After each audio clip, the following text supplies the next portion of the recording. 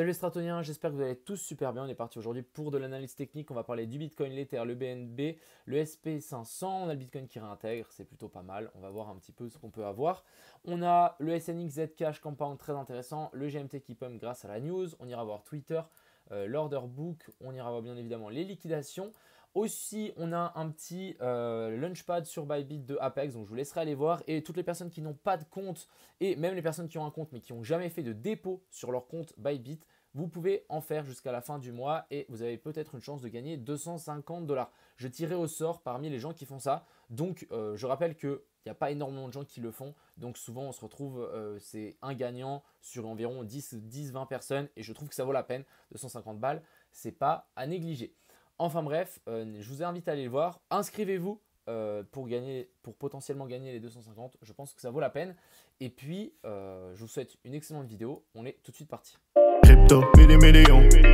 Crypto, million.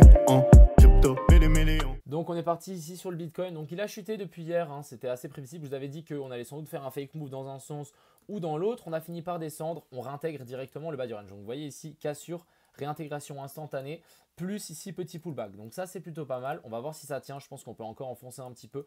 Mais en espérant qu'ici cette zone tienne. Et ensuite il faudra venir chercher donc ce petit top qui serait assez intéressant à venir rechercher.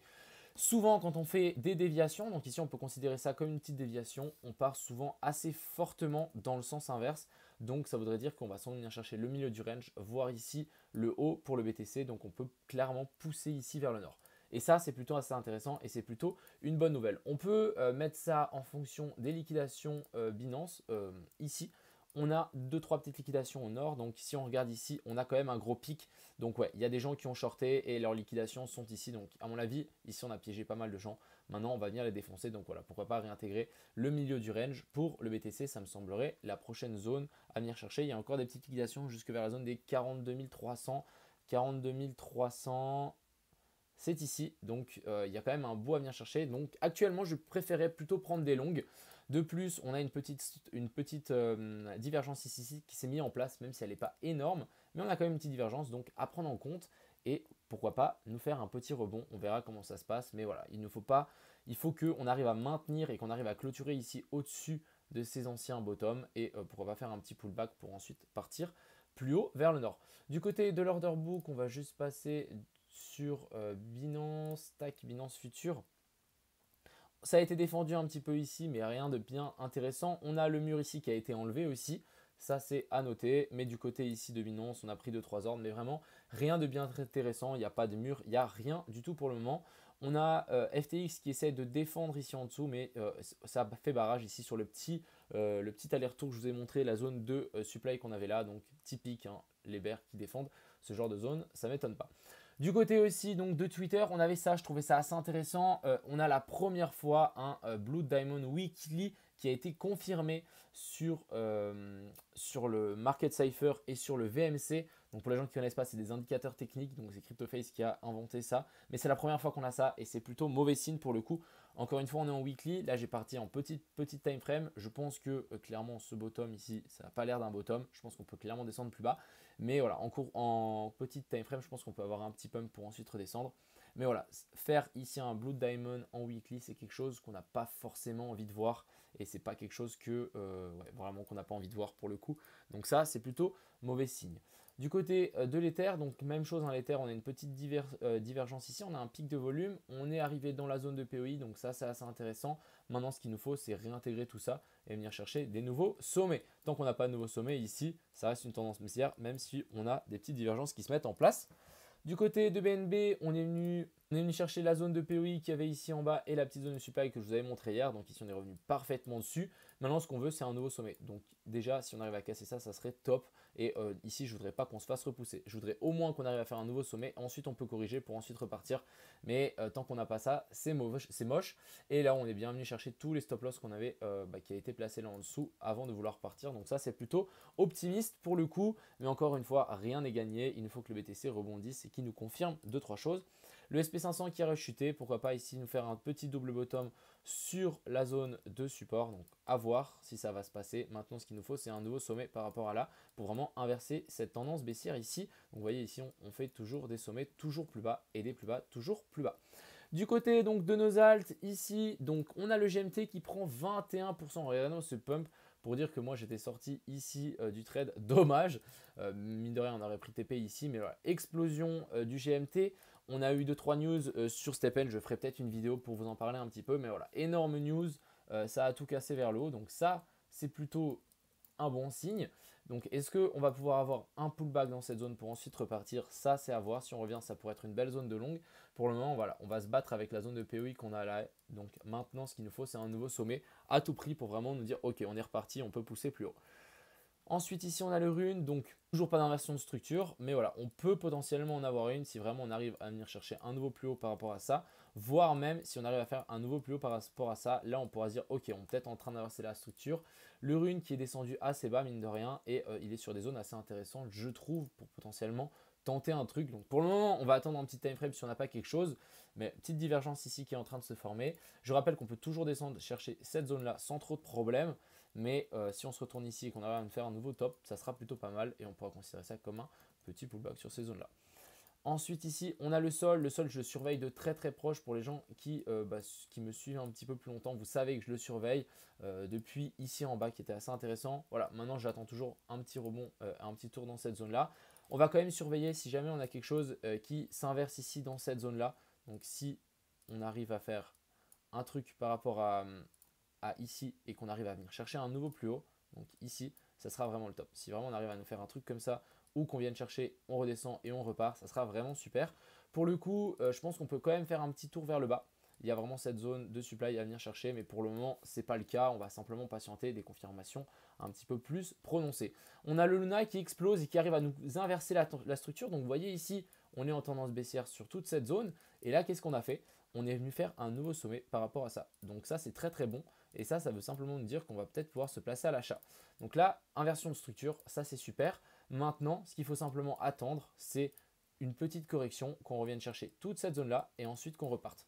Et à ce moment-là, on pourrait être dedans. Donc là, actuellement, je vais déplacer mon alerte juste au-dessus, donc par là autour, et on va simplement patienter qu'on revienne chercher ces petites zones de POI qu'on a là. Je vais même monter ça un petit peu plus haut. Donc voilà, on arrive dans cette zone-là. Je pense que ça pourrait être une belle zone de longue avec un stop loss là en dessous. Mais pour le moment, patience.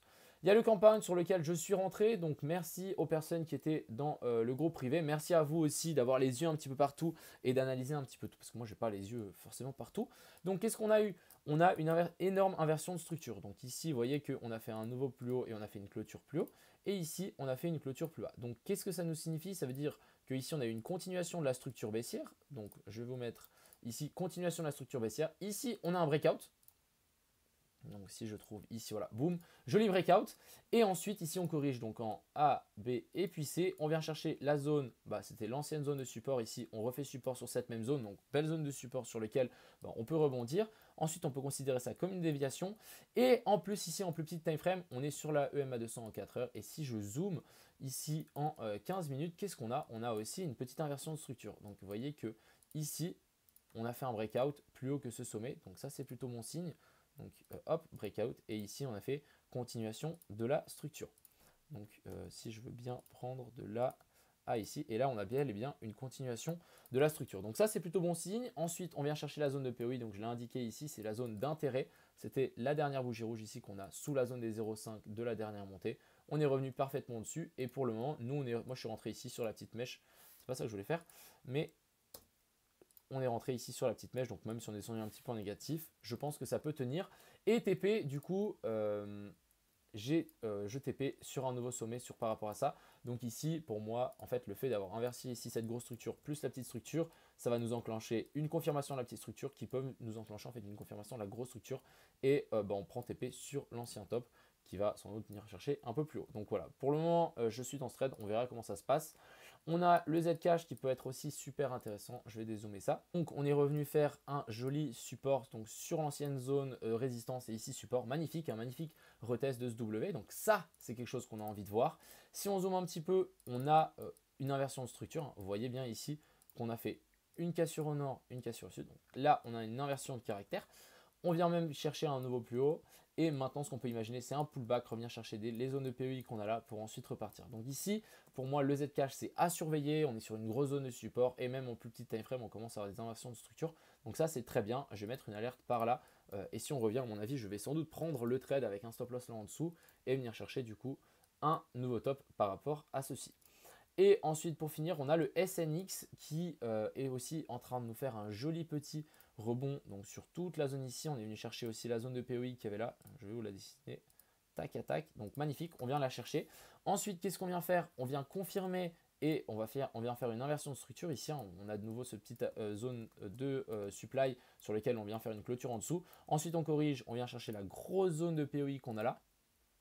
Vous voyez, on est pile dedans. Et maintenant, ce qu'on dit quand on est dans une zone de POI, ce qu'on veut, c'est une zone intéressante sur laquelle le cours peut rebondir.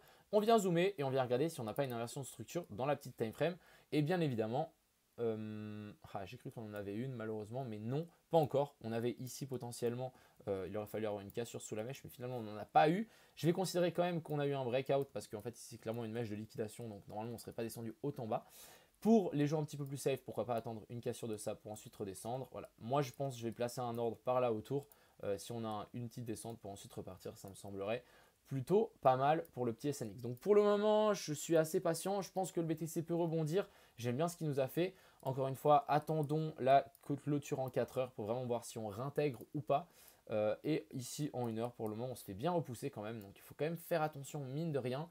Et je rappelle qu'on peut toujours descendre plus bas. Même si actuellement, je suis un petit peu plus optimiste. J'aime bien le fait qu'on a fait cette petite zone de déviation vers le bas alors que j'aurais pas du tout aimé la déviation vers le haut. Ça me dit qu'on peut peut-être rebondir un petit peu plus fort. Et ça, c'est plutôt bon signe. Hier, moi, je vous avais dit que ça allait péter, mais on ne savait pas dans quel sens et qu'on allait sans doute faire un fake out dans un sens ou un petit fake out dans l'autre sens pour ensuite rechuter. Et là, on est en train de le faire vers le bas. Donc, ça veut simplement dire qu'on va sans doute venir. Donc là, on a piégé les shorts et on va sans doute venir pousser vers le haut. Enfin bref, je trouvais ça plutôt assez intéressant. J'espère que cette vidéo vous a plu. Je vous souhaite une bonne fin de journée. Et puis, profitez bien du soleil. Et voilà. J'espère que ça vous a plu. On se retrouvera demain. À plus.